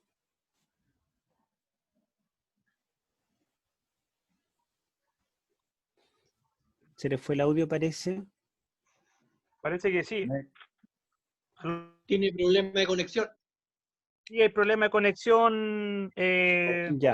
pastor. Para la próxima. Para la próxima, sí. Bueno, vamos a orar entonces, hermanos, y vamos a dar gracias a Dios porque Él nos ilumina, ¿verdad? Y para encontrar la respuesta al Apocalipsis no tenemos que saber, digamos, el énfasis no está en la historia. No digo que la historia no tenga importancia, por supuesto, pero no tenemos que ser expertos en historia o quizá leer muchos libros, conocer la filosofía del tiempo o la cultura del tiempo de Juan. Todo ayuda, pero la verdad es que la gran respuesta, una de las llaves para abrir el Apocalipsis es el santuario, que lo tenemos ahí mismo en la Biblia, ¿verdad? Está accesible y al alcance de la mano. Vamos a orar. Yo les pido que sigamos orando por mi hermana. Está con menos síntomas hoy, pero todavía está bien sintomática, así que les pido que sigamos orando por ella. Se llama María Teresa. Y bueno, por todos los hermanos que están afectados. Hoy me llamó un hermano también de Santiago que salió positivo. Entonces, para que los tengamos en cuenta, nosotros no estamos exentos de padecer también estas cosas que ocurren. Amén. A ver, ¿quién podría orar? Yo, pastor, oro. Ya, hermana Macarena. Amén. Amoroso Dios Padre, que estás en los cielos, Señor, gracias por darnos la posibilidad de poder escudriñar de buena forma tu escritura. Gracias, Padre, porque nos da la oportunidad de tener el medio necesario para poder estar conectados y poder resolver dudas y poder aprender cada día más de usted. Para la forma en poder prepararnos, Señor, y poder estar de acuerdo a todas las cosas que usted nos va revelando a través de la Escritura. Le ruego, Padre, por cada uno de nosotros, por todos los miembros que estamos conectados, y también por aquellos que hoy no se pudieron conectar. Cuida de ellos como de su familia. Protege a nuestros seres queridos también, Señor, y que este virus, como el COVID, no ataque a tantas personas, no se siga generando tantas molestias a nuestros hermanos que han salido positivos. Cuida de cada uno de ellos como también de su familia. Cuida Amén. también a nuestro pastor para que él nos siga enseñando, nos siga educando, Amén, Señor. y nos pueda seguir entregando sus conocimientos. Te ruego, Padre, que la sabiduría de lo alto esté con cada uno de nosotros y que su Espíritu Santo sobre la vida de cada uno, que para que podamos cambiar, para que podamos renovar nuestra vida en Cristo, para que podamos entregar el mensaje también a nuestros hermanos, para que ellos tengan también la posibilidad de poder prepararse. Te ruego, Padre, Amén. que nos acompañen esta noche, que tengamos un descanso reparador, que cuide de ellos, que tengan que mañana salir a trabajar temprano, y de los que tenemos la posibilidad de quedarnos en nuestro hogar, seguir aprendiendo y seguir cuidando de nuestra familia. Gracias, le damos, Señor, por todas las cosas que nos entrega, y perdona, Señor, porque nos equivocamos y porque cometemos errores, y estamos acá, Señor, para poder aprender cada día más de usted. Todas estas cosas agradecemos y pedimos en el nombre de su Hijo amado Jesús. Amén.